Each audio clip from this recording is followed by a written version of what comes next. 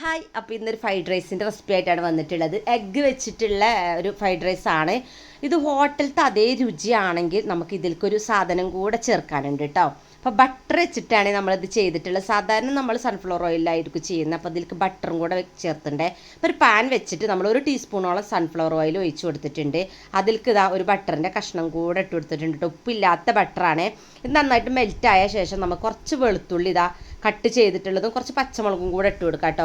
പെരുവിന് അനുസരിച്ചിട്ടുള്ള പച്ചമുളകൊക്കെ ഇട്ട് കൊടുക്കാൻ ശ്രദ്ധിക്കുക. വെളുത്തുള്ളി കണക്കൊന്നുമില്ല കേട്ടോ, വെളുത്തുള്ളി എത്ര ഇട്ടാലും ടേസ്റ്റാണ്. പിന്നെ അതൊന്നും ഇതായി കിട്ടുമ്പോൾ തന്നെ നമുക്ക് ക്യാപ്സിക്കം, ബീൻസ്, കാബേജ്, പിന്നെ ക്യാരറ്റ്, ഇത്രയും പച്ചക്കറികളാണ് ഞാൻ ഇട്ട് കൊടുക്കുന്നത് കേട്ടോ. അത് ചെറുതാക്കി കട്ട് ചെയ്തിട്ടുള്ളതാണ്.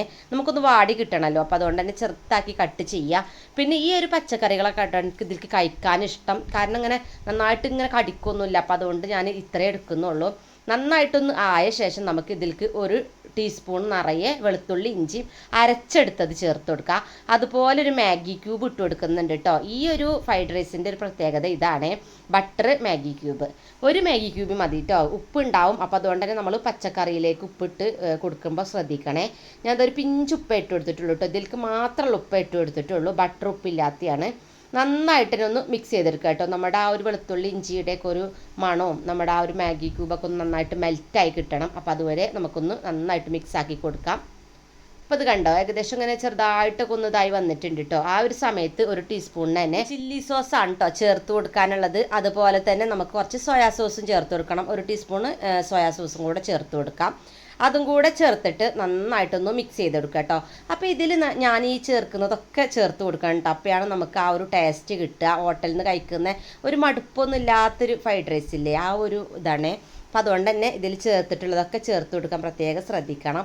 നന്നായിട്ടൊന്ന് മിക്സ് ചെയ്ത ശേഷം എന്താ ഇതുപോലെ മുട്ട ഞാൻ നടുവിലാട്ടോ ഒഴിച്ചു കൊടുത്തിട്ടുള്ളത്, വീഡിയോയിൽ കിട്ടാഞ്ഞിട്ടാണ്.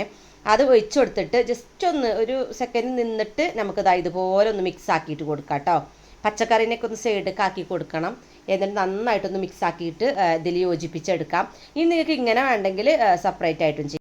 ഫ്രൈഡ് റൈസിന് വേണ്ടിയിട്ടുള്ള ബസ്മതി റൈസ് ഇതാ നിങ്ങൾക്കറിയാലോ, ഒരു പാകത്തിനുള്ള വേവേ പറ്റുള്ളൂ കേട്ടോ. നന്നായിട്ട് വെന്ത് ഉടയരുത്. ഒരു പാകത്തിനുള്ള ഒരു 80-70 അതൊക്കെ പറ്റുള്ളൂ കേട്ടോ.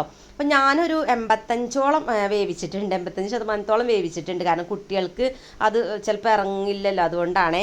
അപ്പം നിങ്ങൾ വലിയവർ മാത്രമൊക്കെ ആണെങ്കിൽ ഒരു 80 അല്ലെങ്കിൽ 70 അതൊക്കെ മതി കേട്ടോ.